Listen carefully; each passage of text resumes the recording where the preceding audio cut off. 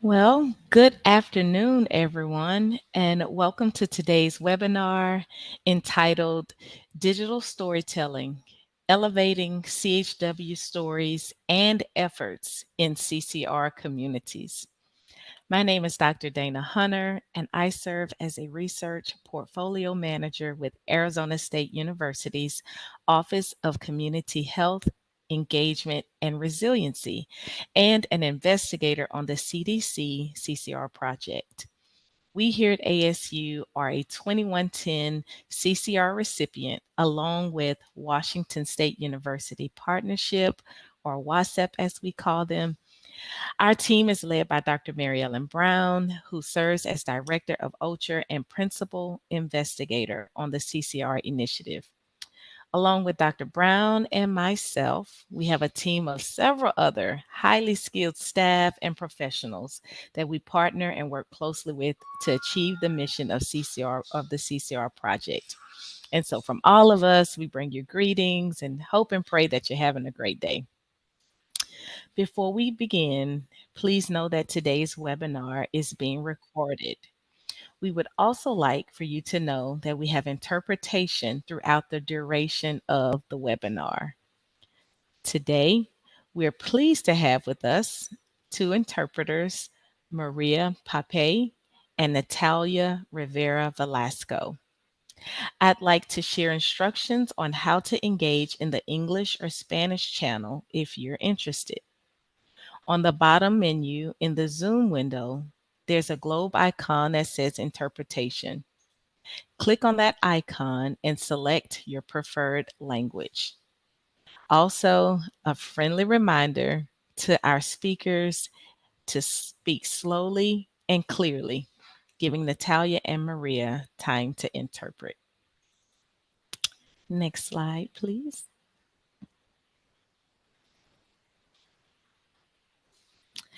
Now we will go ahead and get started.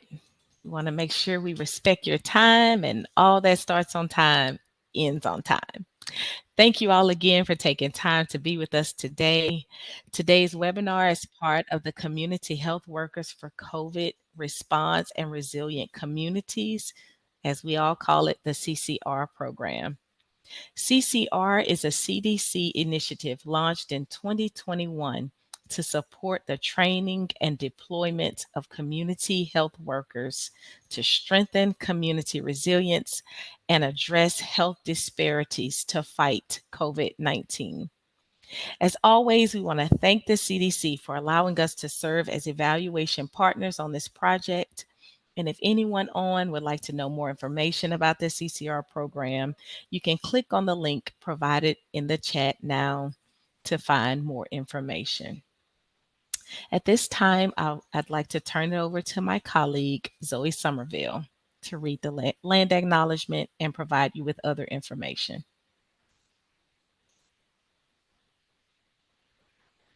Hi, we always like to start with a land acknowledgement. We're from Arizona State University, Office of Community Health, Engagement, and Resiliency. We acknowledge the 22 Native nations that have inhabited this land for centuries. Arizona State University's 4 campuses are located in the Salt River Valley on ancestral territories of indigenous peoples, including the Acoma, Ohlone, Pima, and Pequash Maricopa Indian communities, whose care and keeping of these lands allow us to be here today. And with that, I have the honor of introducing our speakers today, starting with Dr. Dana Hunter. Dr. Hunter is the Associate Director and Research Portfolio Manager here at OCHR. Dr. Hunter has worked in the evaluation team for the CDC CCR grant for nearly 2 years. The work of community health workers aligning with her passion for community health and well-being. Based in Louisiana, Dr. Hunter acted as a state leader in human trafficking efforts,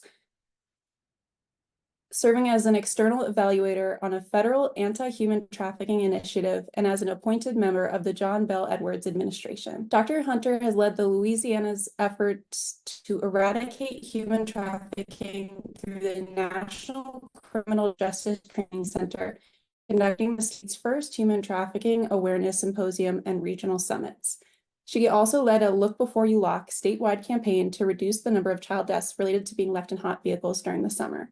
Dr. Hunter has been a part of our digital storytelling team and has been a part of the training and site visits. Florabella Redondo Martinez began her journey as a promotora or a CHW in the early 1990s, educating her farm worker peers on HIV and STDs in the agriculture fields of Arizona and California. She is the co-founder and president and chief executive officer of the Arizona Community Health Workers Association, or AZCHOW, a state-appointed CHW advisory board member for Arizona CHW voluntary certification, co-chair of the Arizona CHW Coalition, CHW core team member of the National CHW Core Consensus C3 project, co-founder of the National Association of CHWs, and current chair of the American Public Health Association CHW section. Ms. Redondo developed and is the lead faculty for the CHW Occupational Certificate Training Program for Arizona Western College. She received her bachelor's degree in Science of Health and Human Services from the University of Phoenix in 2012. She is a CHW master trainer and a nationally recognized leader in public health. And most recently, for her efforts in advocating for and leading a voluntary certification path for CHW workforce in Arizona. She has over 30 years experience as a CHW or promotora, and over 25 years in training, developing, and implementing bilingual and bicultural CHW programs. One of Ms. Redondo Martinez's biggest passions is working and developing programs that build opportunities and strengthens the leadership of women in rural and underserved communities. Our next speaker is Reena Patel. Reena Patel is a licensed clinical social worker, currently working in private practice and former director of education and training at the Trauma Resource Institute. Ms. Patel earned her master's in social work in 2009 from Tata Institute of Social Sciences in Mumbai, India. After earning her MSW, Ms. Patel worked in a large variety of community health settings, including Indigenous communities in Arizona, military families, and individuals impacted by homelessness and substance abuse, using a harm reduction and trauma-informed lens. Practicing social work in these diverse settings led Ms. Patel to deepen her interest in intergenerational impacts of both trauma and resilience, as well as finding ways to support accessibility to mental health as a human right. And our last speaker, but certainly not least, is Celia Tobey, a CHW, a certified community health worker and CHW program evaluator. She's been working in community health for a number of years, beginning at the Prevention Research Center in Albuquerque, New Mexico, where she designed and evaluated SNAP-Ed programs across the state of New Mexico. She received her MPH in epidemiology from Oregon State University in 2021. She now fulfills a number of roles on both the CCR 2109 and 2110 grant. She is passionate about finding community-driven and equitable solutions to health disparities. So we are so grateful for our speakers today to share their expertise with you. So for our webinar goal, our goal is to equip CCR sites with the knowledge about the foundations of digital storytelling and how it can be used in their work. In terms of agenda, we're going to do an overview of special studies, so where digital storytelling was used in our project, why storytelling, how to then develop a story, and then we're going to move into video editing software. And then at the end, we'll have time for question and answer with our speakers. And there is a Q&A box that you're welcome to write a question in at any point, and then we will answer those at the end. And important information on upcoming webinars will be shared at the end of today's session. And as always, AMP has the latest news on information regarding the CDC CCR project and technical assistance requests. So if you have any TA needs, please submit a request through AMP.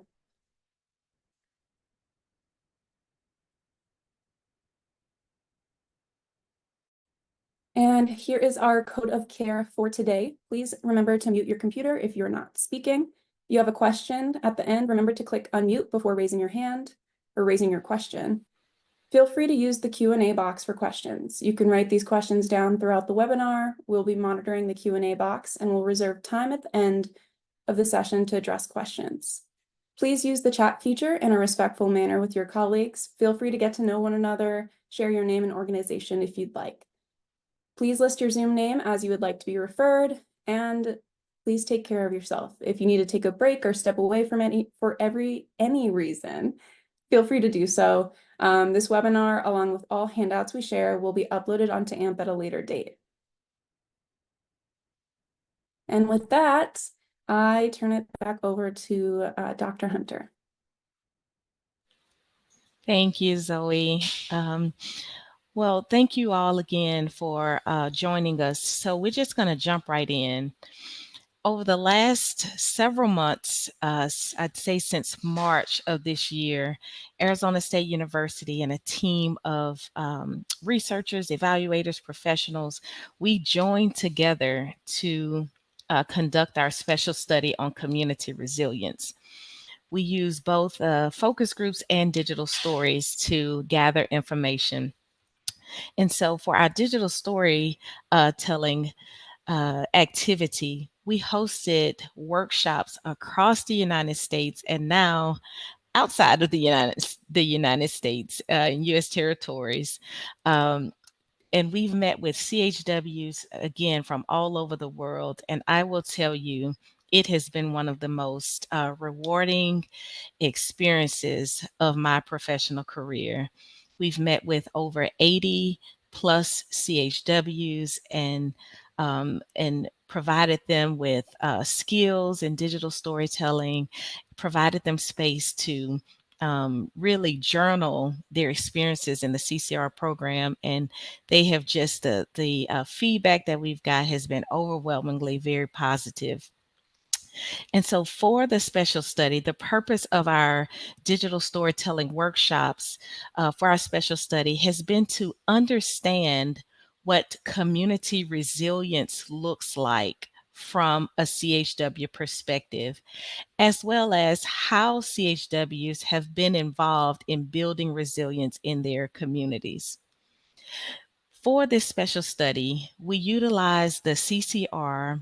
You can go to the next slide. For the special study, we utilized the CCR Community Resilience Framework.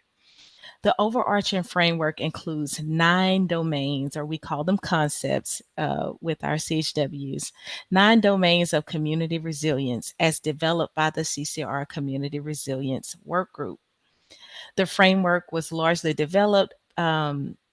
developed based largely on prior scholarships on community resilience and was modified by the CCR Community Resilience Work Group through lit reviews, CHW input and discussions, comparisons with existing constructs of community competence, social capital, and community empowerment. And so what we did is we traveled to different sites. For our workshop, we allowed we took time with the focus group to really make sure that CHWs to see their thoughts on the definition as defined and described by the domain. And then for the workshop, we allowed them to actually create stories around their experience with the different domains. And so as you see on the slide, the different domains that we've discussed, and each site was assigned a specific concept. And so for one site, everything about their stories were centered around collective outlook, the shared attitudes, behaviors, and feelings, and community views after an adverse community experience, resources, and how CHWs have been involved in assisting their community in accessing resources, governance and leadership, CHW's role in leadership and how they've been a part of that process, local knowledge, preparedness, economic investment, communication, health systems, and then community networks and relationships. So again, across each of them, we had discussion and their stories were centered around the domains.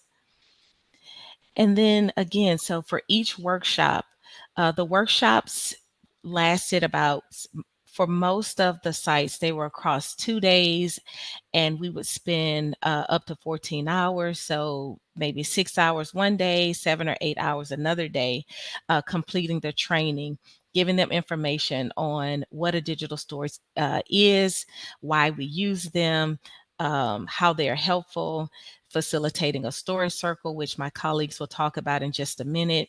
And all of this to get to their end product of creating their own personal digital story. And I will tell you, throughout each site visit, there were a lot of heartfelt stories created, lots of tears, lots of emotions generated as CHWs reflected on their various experiences.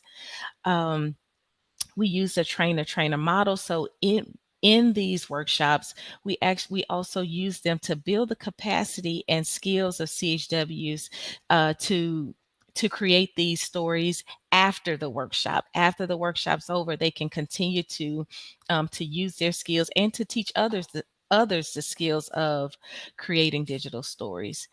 And for each participant, CHW participant, we gave them $45 an hour in the form of a gift card for their participation. So just a all around very rewarding experience. And if I can go back to the slide of the sites, I forgot to mention, I apologize, but these are the sites that we have gone to. We've finished a lot of them. So we have a team that's currently at in Hawaii, conducting a site visit with the Hawaii State Department of Health. We had a team to go to Yellowstone, Montana, to conduct a site visit with the Yellowstone City County Department of Health. We've conducted site visits with the Louisiana Department of Health in New Orleans, Baton Rouge, and Shreveport. We visited Arkansas and conducted visits with the Benton County government. We had a team that traveled to Washington to team up with the Washington State Department of Health, CHWs in that area. We had a team that went to Kansas, Yuma County, Chicago, San Joaquin, Boston, and we have a team that will be traveling to Mariana Islands in the second week of July. So again, CHWs in each part of the state and in surrounding U.S. territories. And so at this time, it is my great honor to turn it over to one of our team members who not only participated in our digital storytelling training that we hosted, Arizona State hosted in January, but she has been one of our facilitators on sites and just a all around phenomenal CHW leader. So I'm honored to share this space with her. Flora. Thank you, Dana. Hi, everyone. I just want to say hi from sunny Arizona. It's super nice today. So thank you for that introduction. We're going to be talking about digital stories. And as CHWs, I just want to say we all love to tell stories, right? And we can probably relate to so many stories that are being told every single day. And we share stories every single day with friends, with family, and we just love the art of storytelling.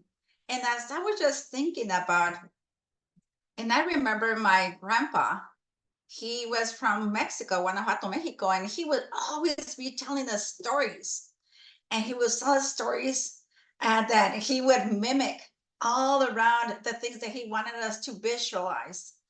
And I was just thinking about how he was trying to really provide us with his knowledge, with his wisdom, life experiences, the values that he had. And we didn't really understand it. We just loved his stories because it was kind of fun to just listen to him. But just imagine if he would have had the opportunity to put it in a digital format, what transformation would have happened in my mind as a kid back then and as an adult right now to actually see those stories and really see them and look at the messages. So talking about digital stories, let's think about all those and think about the perspective that we have. And again, as CHWs, we have so many stories that we could share because we work with our communities every single day.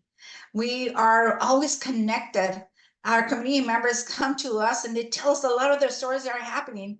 But also when we go out into our community, we are able to visualize and we also see and hear those stories. So if we were going to be telling you to choose a story, what story would you pick? And I can tell you that in our experience, when we did our training back in January, it was so difficult as a CHW. It was so difficult to actually come up with a story because I had so many stories that I wanted to tell, but I didn't really seem to get which one I wanted to really bring forward. So it was a really struggle. And I think that it's really important to recognize that all the stories that we have, we need to really look at what is the message that we want to bring. And why do we want to bring those messages? Are we talking about cultural diversity? Are we talking about challenges community? Are we talking about really the challenges that we have at rural communities, or and maybe the challenges that we had with COVID? We all had those challenges. So just thinking about the personal perspective that we want to put in there is really important because we have so many things that we want to put in there. And of course, now we have the opportunity to really look at the stories that we have like develop ourselves, but also we have heard from our community members. But now we have the digital area that can, the technology in our hands that we can actually utilize. We can look for those pictures, we can look for those videos, we can look for the images that from around the world that we can actually come and bring into our own video, our own story. And we can make it our own. And we can all have the same story and you can all make a different story just because of the opportunity that we have in combining voices, images, videos, music, the effects that we have now in our technology that we all pull together and bring it and make it our own. So even though we're 20 persons with the same story, we would be able to put 20 stories, different stories, just because of all those different components. And I think that's really important to also look at the reach that we have. The reach that we have, because we have a reach of technology, but we also have a reach of those personal communication with our communities, personal communication with our clients that we serve every single day. I know that many of them have shared very personal stories with us, but many others have shared many stories that they want us to also hear and maybe serve as an example or serve as an experience for somebody else that we could actually share. And many times they tell us, and you can share this, or they also will tell us, please don't share this. So we have those kind of opportunities that we can actually put together. I think that when we think about personal perspectives, I would always say that what is the most important thing that you find what is the most important thing that you want to tell? What is the thing that you want the person that see your digital story to take away that message? What is the message really? What is the thing that you want them to hear and really stick with them? And a lot of times is that, are you working around chronic conditions? Are you working around equity? Are you working around advocacy? We have so many different areas that we can actually go and try to really work around those things and put them together. So I'm really excited to say that yes, a lot of times it's difficult to come together and put a digital stories, not because we don't have the stories to tell, but we have so much to say. And that is the thing that we need to look at. We can combine, we can look at this process, so we can say that we're going to come together, we're going to look at the stories, we're going to look at the opportunities, we're going to listen and see other stories. And then you're going to start thinking about, what do I want to say? What is the message that I want to put together? And that's going to be your personal perspective. That is the personal thing that you're going to be putting together. And then once you decide, oh, I'm going to be talking about X, Y, and Z, then you're going to start looking at what are the voices, what are the images, videos, what are the things that I need to put together? What do I need? And you're just going to start gathering those things. It's really important to have those things in place before you actually start putting your digital stories in a video.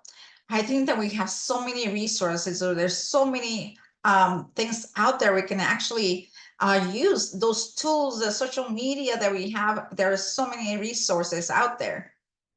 I think one of the most important things, and I think also that it's important to notice that a lot of times when you think about a story, and our stories are huge, and they have, they have an introduction, and you have the meat of it. You want to have the really important stuff there, and then you can start putting things together and start putting them and writing them.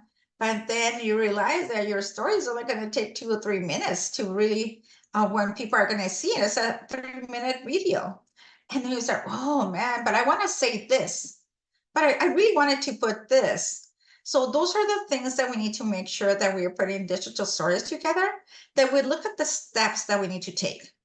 As a personal experience, I can tell you that I did have a lot of problems coming up with the story, because in my 30 years as CHW, I have so many stories to tell about working directly with community members, working at state level and policy, and working at national level, and really advocating for the workforce. What is the story that I want to put together? And to come together with my mind and my heart, I said, okay, this is what I'm going to put together. It was kind of difficult because I really want to say a lot more, but I didn't have the time, and I had to choose one story. And my story, we're going to be able to see it in a minute.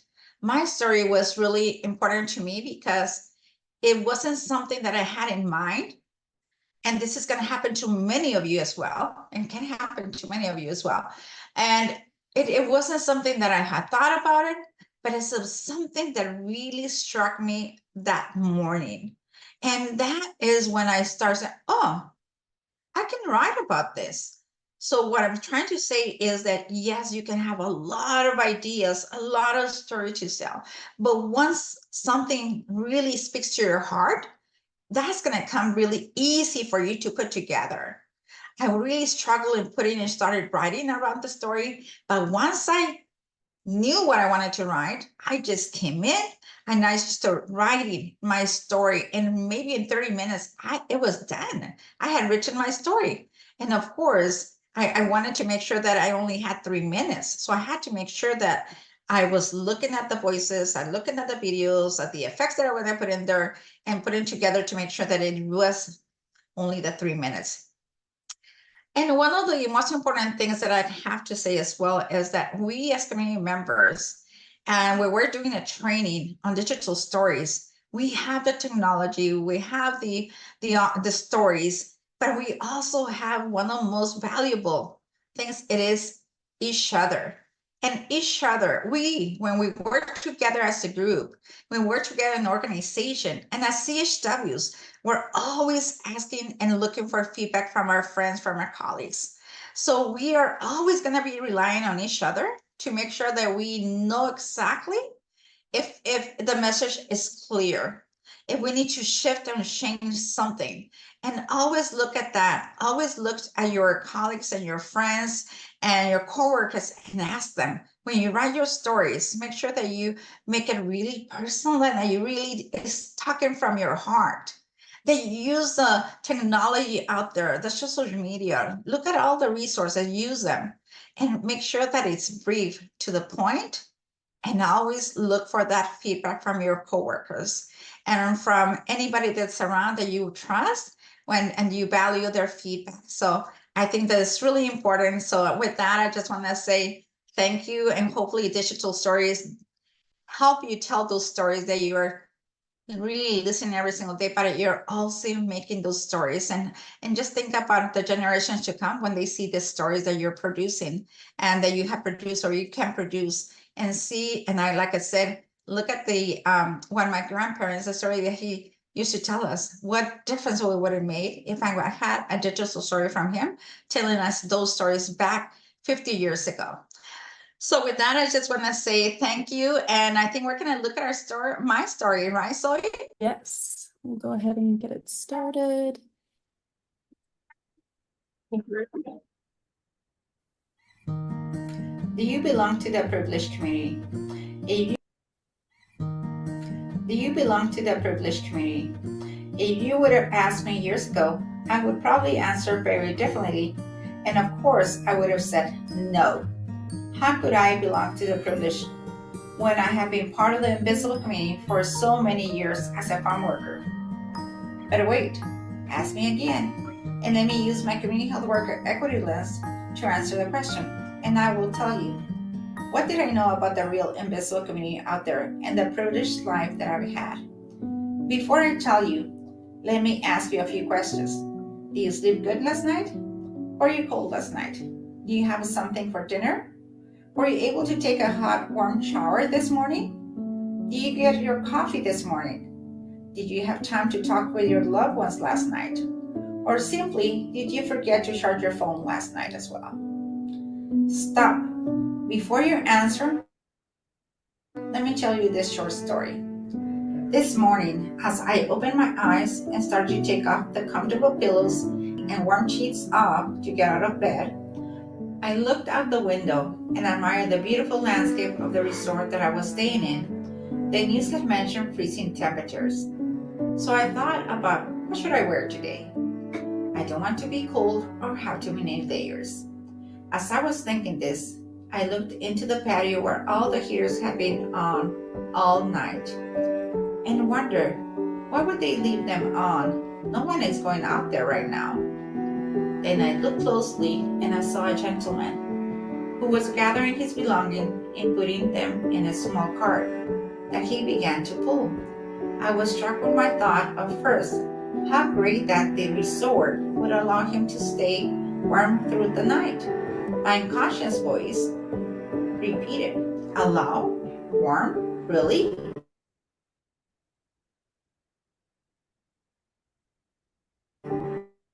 When the hotel has so many empty rooms, you could have slept inside one of those rooms. Do you think that at once I thought I was part of the privileged and invisible community? What did I know? I now know that the real invisible community will endure the freezing temperature this winter, and probably this evening will be looking for that warm space under a bridge, a tree, or under their own made tents that we as society have chosen not to see or fix. Now let me ask you the question. Do you feel privileged?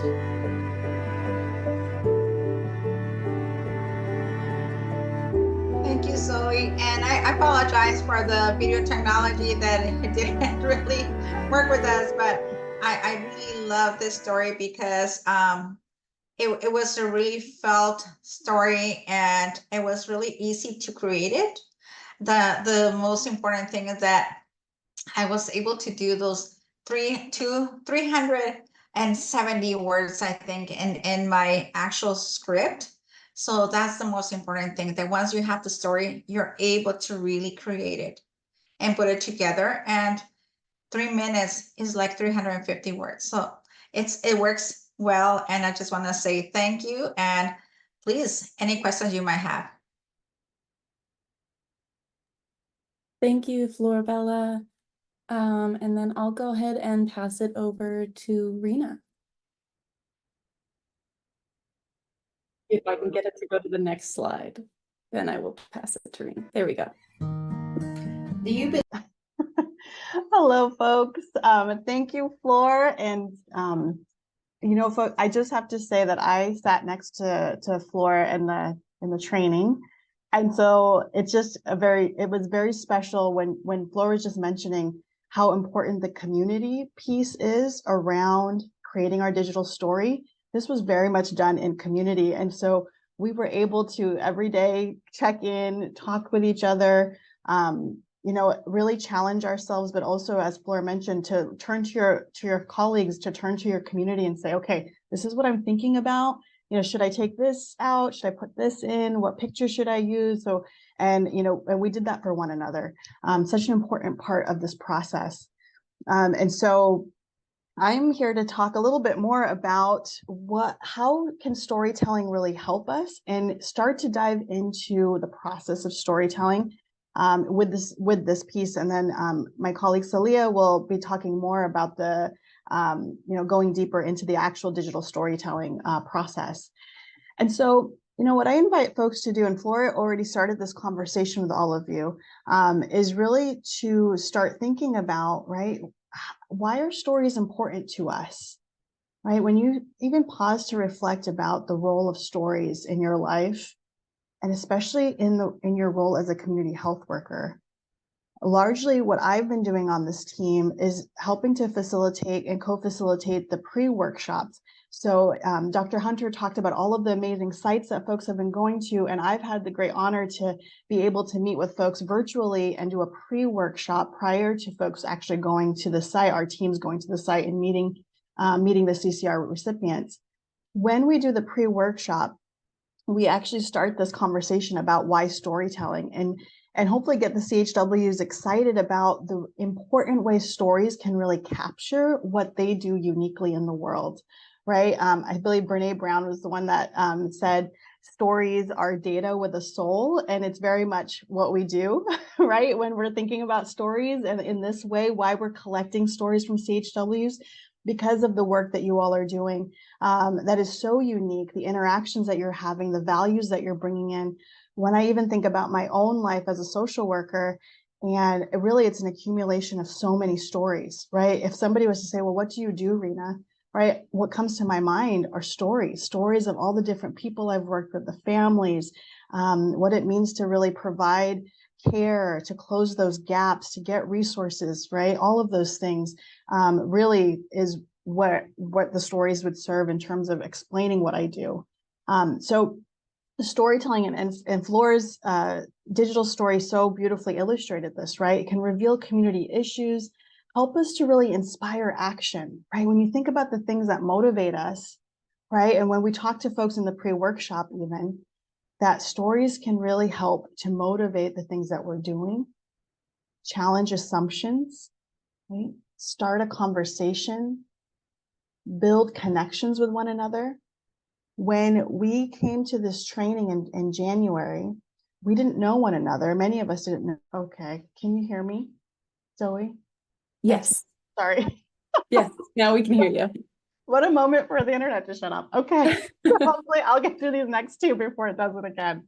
So we'll go and go to the next slide. Apologies, folks. All right, so as I mentioned, part of this process is doing the pre-workshop. So just to give folks an idea, we had very limited time with the site to actually do the digital story. And so it was really important that we had this pre-workshop where we were able to meet with the recipients, start to build that container, start to build a relationship, explain what digital storytelling is, get folks familiar with their domain. So Dr. Hunter earlier explained those different domains around community resilience. This was our opportunity to also just introduce what domain was assigned to each site. And so around that domain or theme, we had specific questions for folks to start thinking about in terms of, okay, if you're starting to think about your script and your story, and as Flora mentioned, only 350 words, so that's really one page double spaced, right? To have some guiding questions around the theme, encouraging folks to already start thinking about their images, right? And then discussing the expectations of the digital storytelling process. I don't know about all of you, but for me, I am not very tech savvy, as you just witnessed with the disruption in internet. And so I try my best in the digital world, but I'm definitely not of this generation. So that being said, it was really important for us to let folks know that, no matter where you are in terms of technology and feeling like this is accessible, that our team is there to work with you, giving folks a really good idea of what to expect once they started working on their digital story. And hopefully in that way, giving a lot of hope around being able to use the resources that they had. part of what I loved about the digital storytelling process, and that I think aligns so well with our values, is that process is meant to be very accessible and resourceful. So we weren't asking participants to do anything that they didn't already have access to, right? So we were providing the we with video technology, but really in terms of the stories, the images, all of those things, we weren't asking folks to try to find things that weren't just already available to them. And some of the lessons that we learned was that how important it was for us to do this container building, to set expectation, group agreements, and preparation to build a digital story in order to really have the most success and maximize the time once they were in person with our team on site. And next slide, Zoe.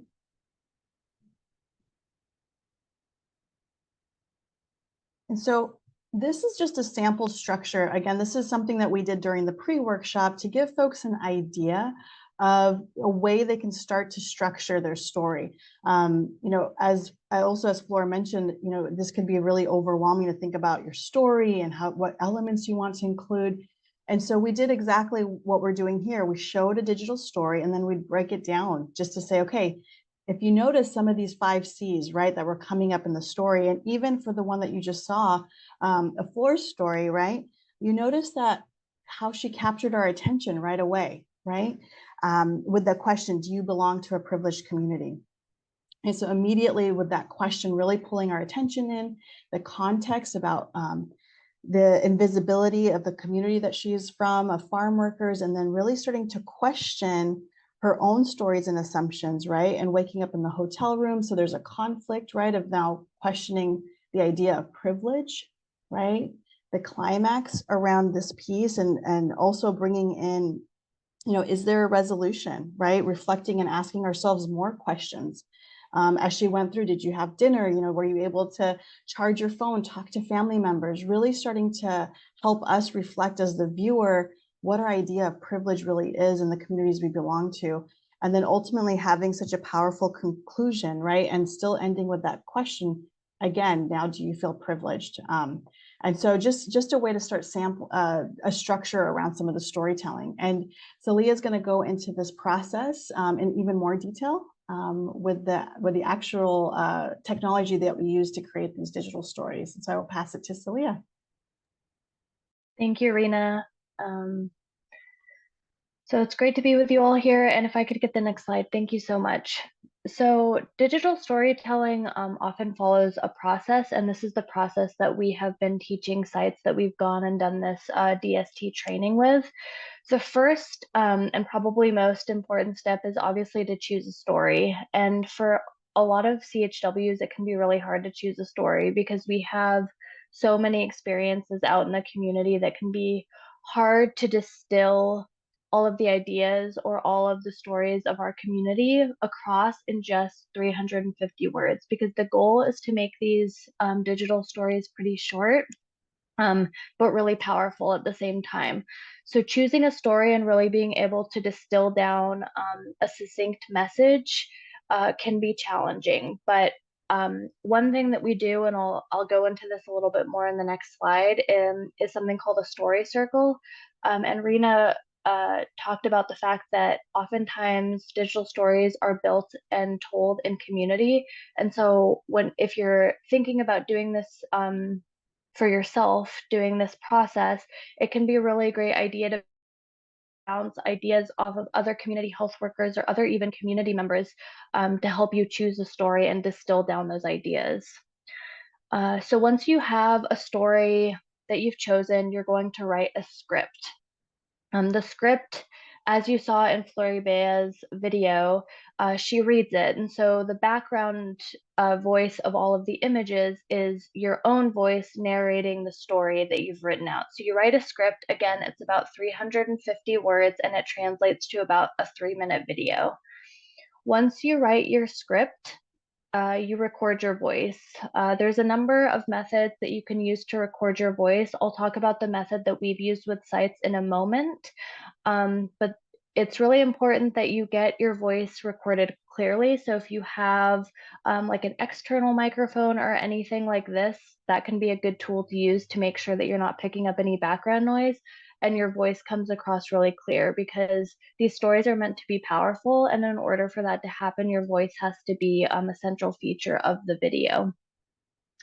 The fourth step here is to gather images. So once you write your script, there's a number of ways that or methods that can help you gather images to go along with the things that you're talking about as you're speaking or as you're recording your script. And I'll talk about some of the methods a little bit later on.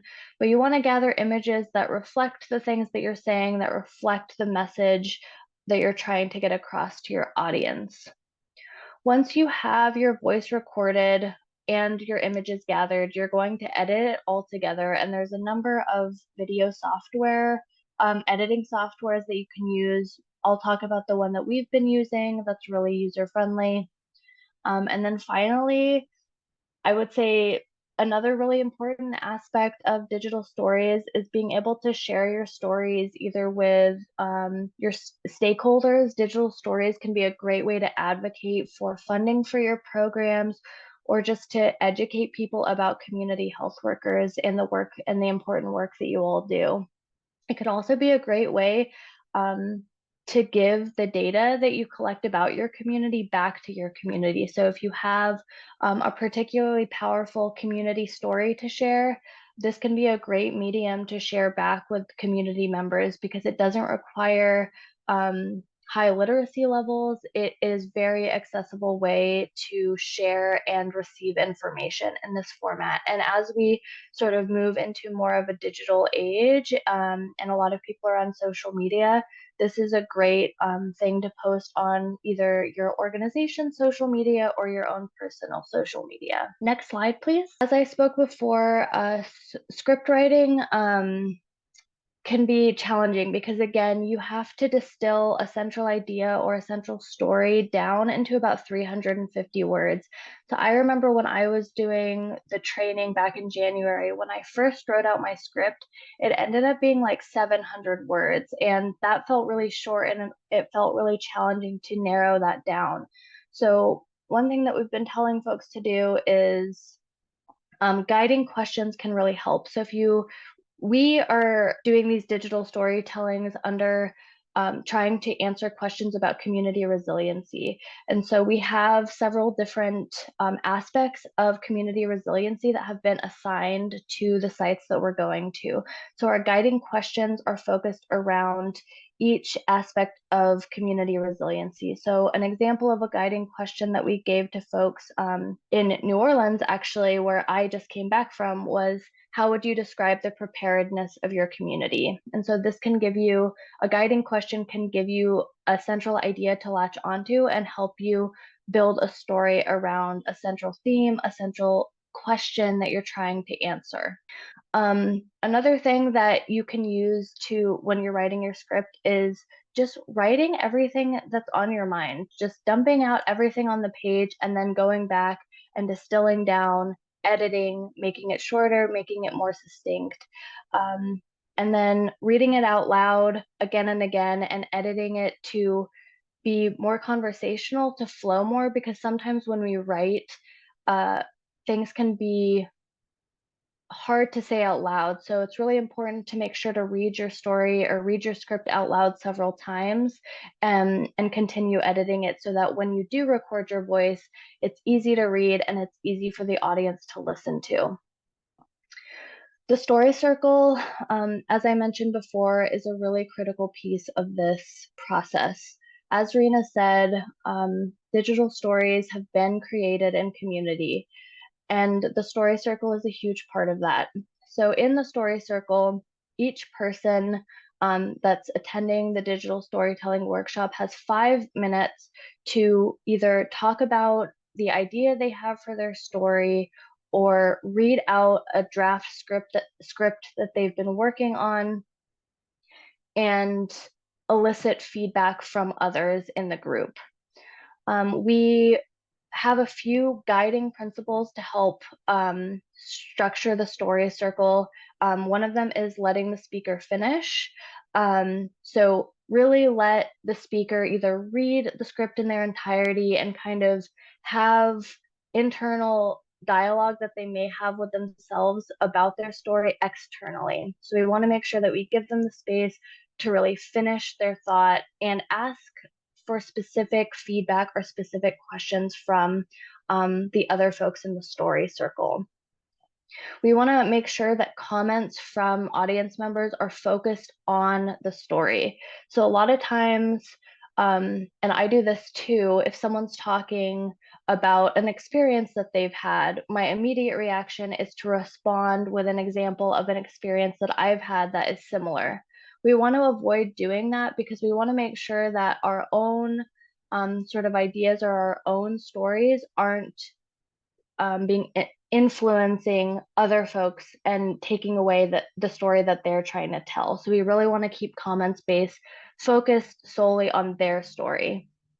We use the step up, step back model as well, which just means that if you're someone who is often the first one to speak up or the first one to give feedback or tends to talk a lot in group settings, maybe allow yourself to take a step back so that others who may be a little bit more shy to step up. It's great to hear from all different points of view from people that have different learning styles and different communication styles to help mold the stories. So it's important that we step up and we also step back. And we want to model constructive feedback. So instead of directly telling people, I would do this, or I would change this, or you should do this, you want to give feedback in a way that elicits questions or that is suggestive in a way that isn't telling people what to do or isn't directive. So instead of saying, you should change this about your story, you can say, what if you explored this aspect of community? Or what would happen if you added a specific example from a community member to strengthen the idea that you're trying to convey in your story? Another thing that we encourage people to do is to show agreement or support with your hands. So clapping or snapping jazz hands to if someone gives piece of feedback that is particularly powerful. It's great if other people in the story circle show agreement or show excitement. It's a great opportunity to, again, develop these stories in community, and that can really help distill down ideas and really make sure that the message that you're trying to convey is actually what is coming across to your audience. Next slide, please.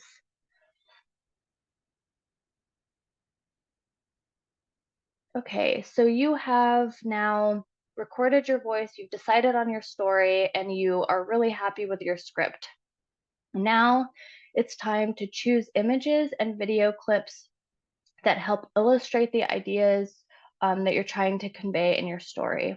And so one thing that we are telling people to do is when you're choosing images, you may want to think metaphorically and not literally all the time. So if you're talking about, for example, like delivering food boxes or something to a community member, instead of showing a picture of a food box, you could show maybe something that happens as a result of those food boxes. So a family eating dinner, or someone that is happy because they've been able to receive food and they get to eat that night. And so sometimes metaphorical images and not so literal images can help you convey what you're trying to get across more powerfully than if you chose literal images. The other thing is you can really get, so as we say, a picture is worth 1,000 words, right? You're pretty limited in terms of what you can actually record in your script. We're talking about 350 words, and that maybe sounds like a lot, but it's honestly, it's less than a page. But you have a lot of freedom to show a lot of what you're trying to convey in pictures that you may not be able to tell in just 350 words. The other thing that you can use is you can use text.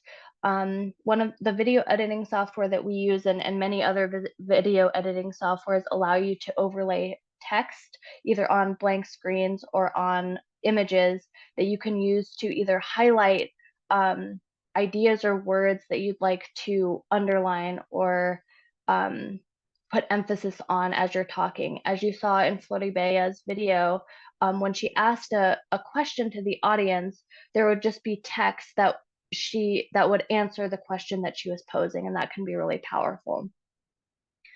The other thing that is great is if you could have images from your own community. So community health workers are rooted in community. We work with community members. And so if you can find images, drawings, paintings, murals, public art in your community as a way to lift up and elevate those stories, that is also really powerful.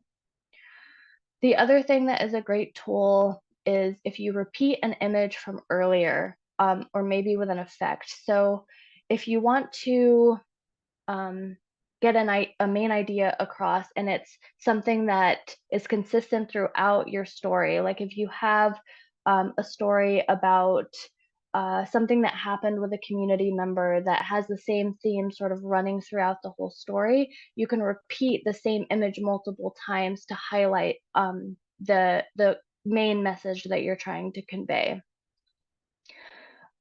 Another thing that we tell people to do is sometimes if you're saying something or you're asking a question to the audience that you'd like them to think about really deeply, sometimes not having a picture there at all is a really powerful way to have the audience think about what you're saying without being distracted by an image. So that can also be a really powerful tool that you can use, is just to leave the screen blank for a few seconds and have the audience sort of fill in their own pictures and their own ideas or answers to the questions that you're trying to pose. Next slide, please. Okay. So storyboarding is a method that you can use to build in the images or narrow down the images that you've collected and overlay them with your script. So as you see here, a storyboard is basically either a grid, or there's a lot of ways to do storyboarding, but essentially it is just picking the images, the specific images that you want to go along with when you're saying the sentence. So when we edit this all together, and I'll show you an example of how we edit this together in a little bit later, you want to make sure that all of the pictures line up in the order that you want with what you're saying. So a great way to make sure that that's going to happen is in a storyboard. So you put a picture next to the sentence, the picture that you want next to the sentence that you're saying. So as we can see here in this example, this person wanted a picture of a daughter hugging their mom when she talks about her mom coming to visit her from Colombia. So another thing that you can do instead of this adding images over your sentences in this grid, you can also just, when you're writing your script, in parentheses next to a sentence, you can add just a word description of an image that you would like there. So if you're talking about hope or something in your community, you can put in parentheses something like a sunset. And so you know that you would like a picture of a sunset to go along with the sentence where you're talking about hope. A storyboard is just a way to organize your thoughts and bring your images to go along with your script. Next slide, please. So we use WeVideo to conduct these digital storytelling workshops, although there are a lot of different video editing softwares. For the purposes of this webinar, we'll be focusing on WeVideo. WeVideo is great, and we use it for our digital storytelling workshops, and it has a free and it has a paid version. And so it's very accessible. You can do a lot of interesting things with just the free version, and you don't need to pay for it. The other great thing about WeVideo is that it's web-based, so you don't need to download any software, which can sometimes be a barrier if you're using like a work computer or a county computer where there's a lot of restrictions on the type of software that you can download. This is fully web-based. You don't need to download anything. This also means that you can work on your video and WeVideo on one computer, like your work computer, and then go home and edit the same video on your personal computer because it's all web-based. The other great thing about WeVideo is that it has stock pictures, stock video, and royalty-free music that's already embedded in the website that you can easily use in your digital stories. So if you don't have a picture, your own pictures to use in your digital stories, you can always use the stock either videos or images directly in WeVideo, as well as the music. So some of the music that you heard in Floribea's video was royalty-free music from the WeVideo software. Like I said, there are tons of other video editing softwares like iMovie, ScreenPal, and Clipchamp. And so your organization, maybe you have a media department at your organization, they may already have paid subscriptions to video editing softwares for staff to use. So if you are interested in this and for some reason WeVideo is not going to meet your needs, you may be able to access premium features through your organization. So it's definitely worth inquiring about the options that you have at your own organization to be able to do this. Next slide, please.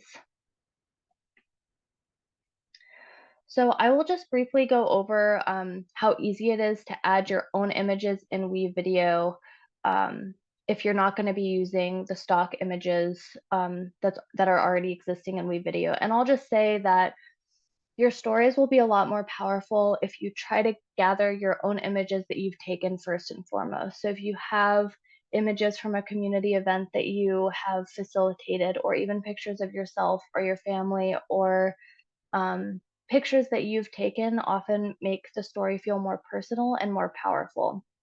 And so it's really easy to add pictures into WeVideo to then edit over your audio recording later. And so if you sign up for WeVideo, you'll see a screen like this.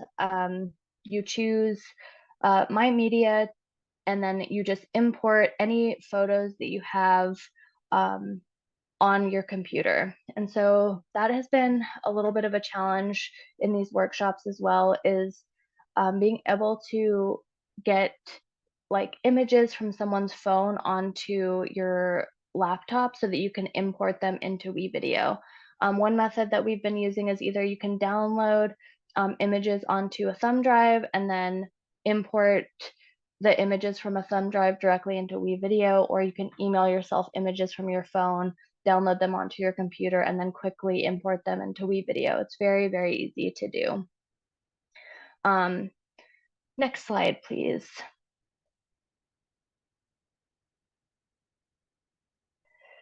The other thing, so a part of digital stories, as I said, is having your own voice narration that's reading off of your script.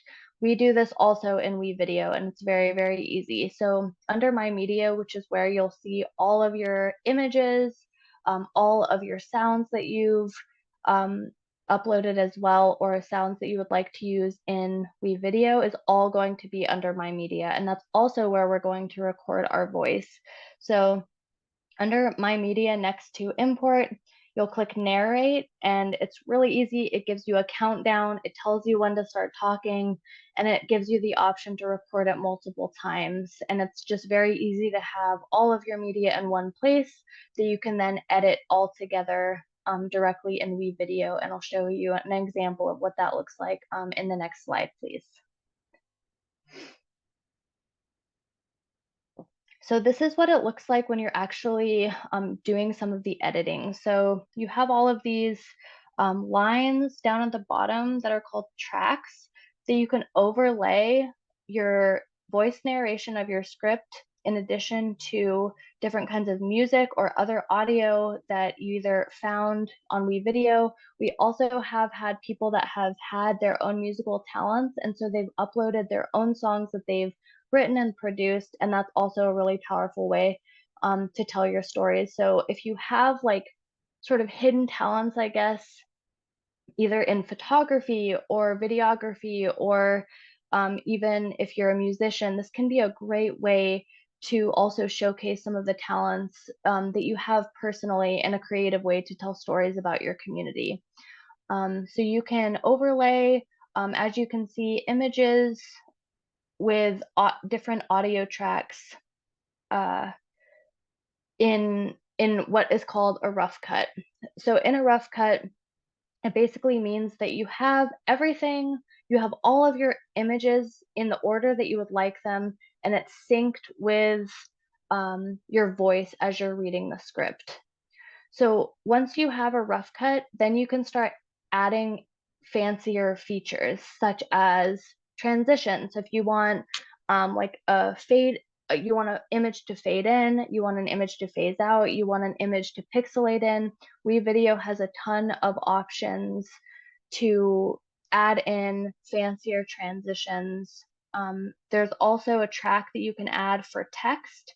So again, if you want to overlay text over top of an image, if you want to just have text over a black screen, it's all very, very easy to do in WeVideo,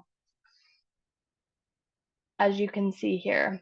And one thing that has been really special is when we first tell CHWs at these trainings that we're going to be using a video editing software, a lot of times I see eyes, because oftentimes this isn't something that we normally do in our day-to-day work as a community health worker, is edit videos. I know that when I took this training, I've never edited a video and I've never used video editing software. WeVideo is so user-friendly and it's very, very easy to use, even for people that have limited experience with video editing softwares or even limited computer experience. It's incredible what our CHWs have been able to learn in just 2 days, or sometimes even 1 day or 1.5 days. Anybody can use this software, I promise you. It is very user friendly, and you end up with a product that looks really polished and can be really powerful. And so I really encourage you all to dig into this and learn this tool, because it is a great tool to tell stories and it is so easy to use. Next slide, please. So I just want to talk a little bit about what it's been like for myself and what some of the feedback we've gotten from community health workers that we've done this training for. So I just want to say that being able to travel all around the United States and being able to learn from other CHWs and the communities that they serve has been one of the greatest honors of my lifetime. It is so special to hear these stories and go through this process with community health workers, um, and really empowering them to tell their stories in a creative way that they often don't have the opportunity to do. And so this has just been a great experience all around. And the feedback we've gotten from the community health workers that have attended the training about this process is that it's been really empowering and really healing. Community health workers have witnessed and experienced a lot of trauma as frontline public health workers during the pandemic, during all sorts of natural disasters, during all sorts of community specific events that they've had to deal with. And so being able to tell their stories and giving them the opportunity to tell their stories through this medium has oftentimes been really healing for community health workers. There's been so much vulnerability and so many tears and laughter and joy through this whole process of being able to reflect on an experience that you've had, being able to write it down, record it in your voice, choose images, and put together a finished product that they're proud of has been such a great experience for me as a facilitator, but also for the community health workers that have been able to attend these workshops. If there are any community health workers on this call, I really hope that you all consider digging into this method and creating your own digital stories.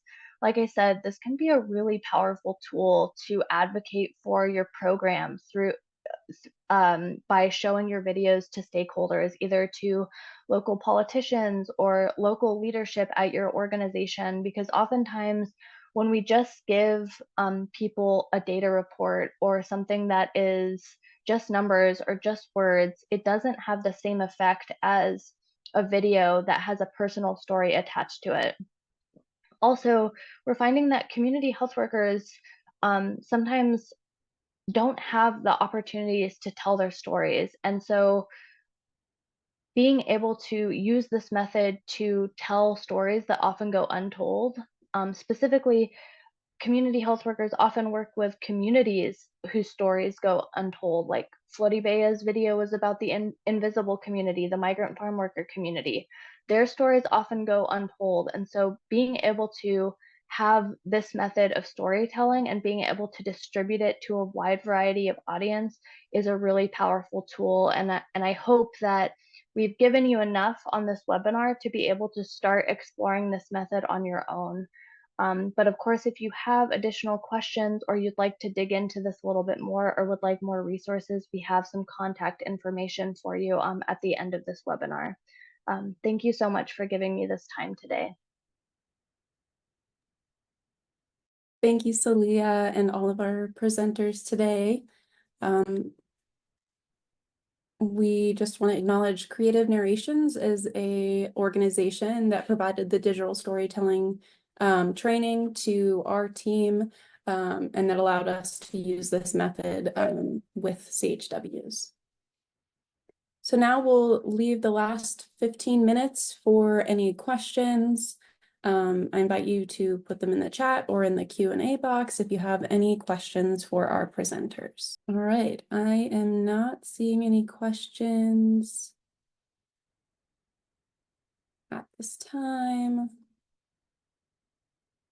So we'll go ahead and move towards closing out, but if you think of one, feel free to drop it in the chat, or we'll provide contact information if you have additional questions after.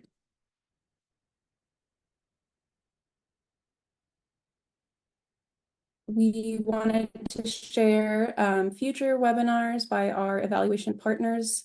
Envision is hosting a CHW Council Charters Impact on Elevating CHWs, and that's going to be on June 27th. And then WASAP is presenting Where Do We Stand? Reflecting on Health Inequities While Preparing for Future Crises. And that will be July 10th. I'm going to go ahead and drop the registration links in the chat if those are of interest to you. And this presentation was supported by the cooperative agreement funded by the Centers for Disease Control and Prevention. Its contents are solely the responsibility of the presenters and do not necessarily represent the official views of the Centers for Disease Control and Prevention or the Department of Health and Human Services.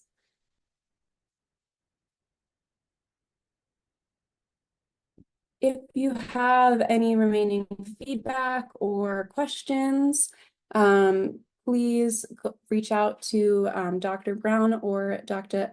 Dana Hunter. Their contact information is on the screen.